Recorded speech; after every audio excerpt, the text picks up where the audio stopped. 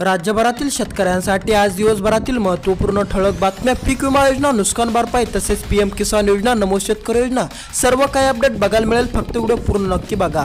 आणि जर तुम्ही या यूट्यूब चॅनलवर नवीन आलेला असाल तर लगेच या यूट्यूब चॅनलला सबस्क्राईब करून टाका. कमेंटमध्ये तुमचा जिल्हा नक्की सांगा. तर चला,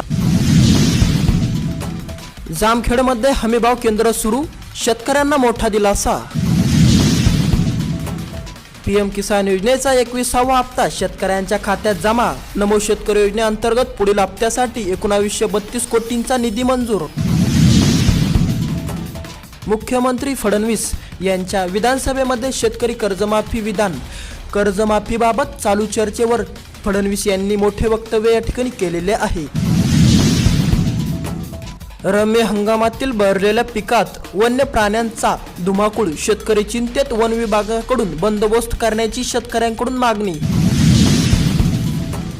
रब्बी हंगामात 2.25 लाख हेक्टर हरभरा पिकाची पेरणी.